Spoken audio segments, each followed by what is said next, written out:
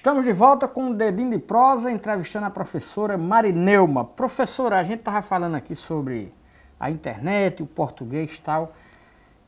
A internet ajuda no aprendizado do português ou prejudica? Porque hoje o camarada escreve do jeito que quer, abrevia e tal.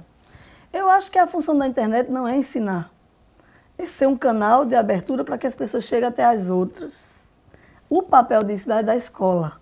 A questão é a escola aproveitar desse momento de pessoas se abrindo tanto, escrevendo, falando, e tentar melhorar essa conexão. Então, eu sempre tento levar para a sala de aula essas questões, discutir aqueles absurdos que a gente vê na internet, não é? Mas, assim, o fato das pessoas não terem vergonha de falar, de escrever, isso é muito interessante. Eu vou dizer, tem umas coisas que a gente lê na internet, assim, que choca, viu? É verdade. É. A nossa produtora disse que perdeu um namorado. O namorado perdeu ela, porque quando ela leu o texto do cara, ele quer mais esse cara não. Como é que resolve isso? Aí o cara vai ter que procurar ler mais, estudar, procurar melhorar, não para se intelectualizar, mas melhorar o domínio que ele possa ter da língua para ele falar melhor, escrever melhor, ouvir melhor, ler melhor. As novas gerações, pelo menos aparentemente, estão cada vez mais distantes do livro. Eu gosto muito de ler, mas o WhatsApp tem me tomado meu tempo. E hoje tem televisão, tem cinema, tem tudo. A geração da minha mãe só tinha o direito de nascer no rádio e os livros. E essa geração da minha mãe escrevia melhor e falava melhor o português por ter que ter mais tempo de leitura? Possivelmente. Possivelmente porque estava mais debruçado no livro, que há todo um cuidado para que seja bem escrito, bem produzido. Essa nossa comunicação nas redes sociais, elas são muito coloquiais. É um misto de fala e escrita. O internetês, digamos assim, nem é fala nem é escrita, né? Porque eu escrevo como falo e é um misto. Então, isso realmente faz com que hoje o domínio seja menor. Escrever como fala é correto?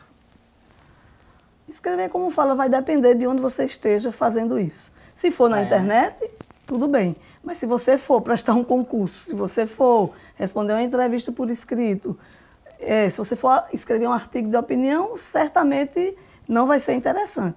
Agora eu lhe digo, eu sou supervisora do Enem há algum tempo, eu tenho um grupo de professores que avaliam os textos e assim, passam muitos textos por nós, muitos mesmo. E eu nunca encontrei um internetês nos textos que eu escrevo.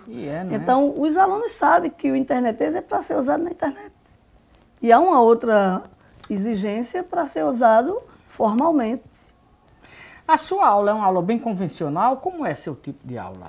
Olha, eu faço o possível para que não seja convencional e seja diferente. E esse possível, dê um exemplo aí de uma aula diferente. Vou lhe dar um exemplo. Eu tenho agora na universidade uma disciplina chamada Língua e Literatura, que é para trabalhar os livros que devem ser usados com as crianças, de primeiro ao quinto ano. Eu chego na sala de aula, eu tenho 30 alunos e, infelizmente, por muitos motivos, a maioria não conhece os livros clássicos infantis. Então, eu poderia só meter o pau, esculhambar, botar a culpa de onde eles vieram, mas eu acho que é obrigação minha, de alguma forma, resolver essa questão. Então, agora eu tenho um projeto chamado Diário de Leitura, nessa turma, na universidade. Eu separei 30 livros, um para cada aluno, e a cada semana esses livros rodam. E eles têm um diáriozinho em que eles vão colocando as impressões, procurando ver o que é que aquele livro tem em relação ao hoje, se for um livro mais antigo. Há todo um diálogo. Então, eu acho que eu estou contribuindo.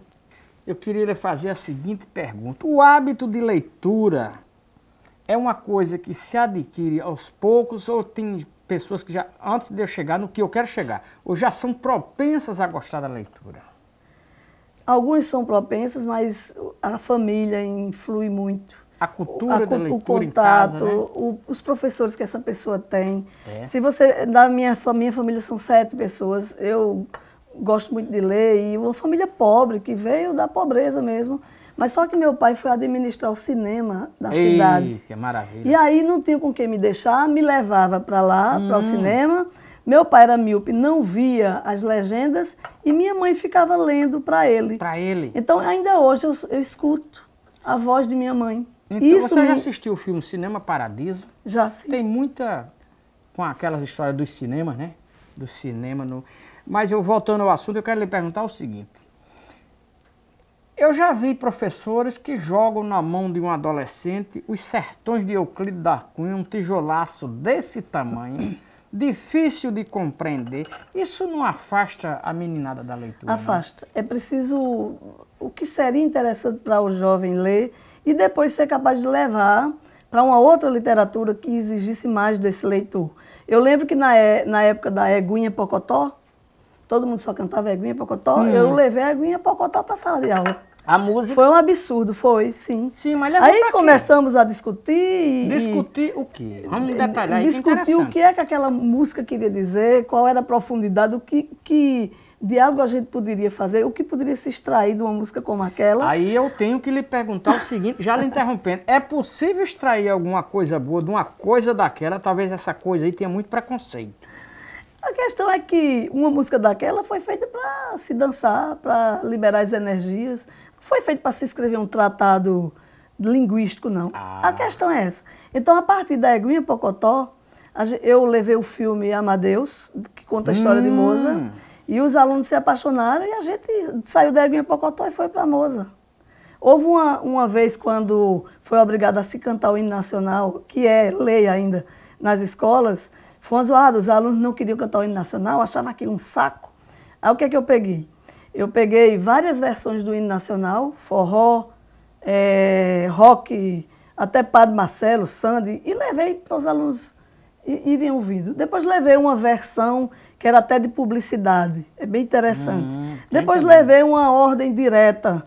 Porque depois, ela é na ordem direta, né? Ela é muito complicada, né? Muito e a gente foi discutindo, e os alunos foram se apaixonando. Teve um dia que o coordenador passou no corredor, eu estava com a luz apagada e a gente cantando o hino nacional. Então depende dos caminhos que você utiliza para conquistar o aluno e para mostrar para ele que é interessante conhecer o hino, ver o que ele tem de brasilidade ou não, o que ali está maquiando, o que realmente é o Brasil. Então, são essas questões. Você acha que o hino nacional maquia a realidade do Brasil? Não, não é que... É o seguinte, ele é muito... Todo hino, a gente tem que pensar assim, todo hino... Ufanista, né? É uma exaltação. Então, nesse sentido, vai mostrar só as coisas boas, a natureza, os filhos guerreiros que não fogem à luta. Porque é próprio de hino ser assim. Então, assim, é preciso alertar para o aluno que isso é um gênero textual que tem essas características e o Brasil não é isso. Aí a gente aproveita e mostra a possibilidade desse outro Brasil também. Vai estudar o hino, mas também mostra uma música, por exemplo, de Gabriel Pensador, que discute tantas questões, ele tem músicas maravilhosas. Quem é o compositor assim, que você admira a letra, a construção do texto, a poesia, que você pode dar como exemplos na sala de aula? Olha, eu gosto muito de Zé Ramalho, apesar de que a gente se perde muito naquilo que ele... Não, Zé Ramalho eu gosto demais, tudo. Agora tem umas letras de Zé Ramalho que ali ele deu umas viajadas ali, você não, né? É porque o poeta, ele não quer explicar, ele quer sugerir. Cada um vai fazendo uma interpretação. O João Cabral de Melo Neto que dizia muito isso. Eu não vim para ser entendido.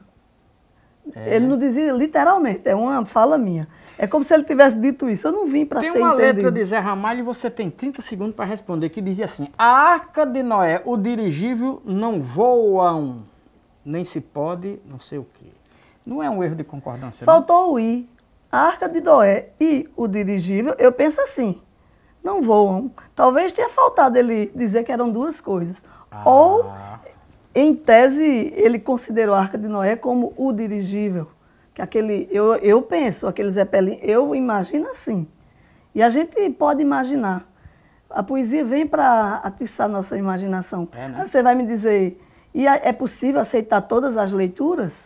Não todas, mas muitas. Não existe uma leitura. Como não existe uma verdade. A gente vai fazer um breve intervalo e daqui a pouco nós vamos falar sobre um sarau que ela organiza. Até já!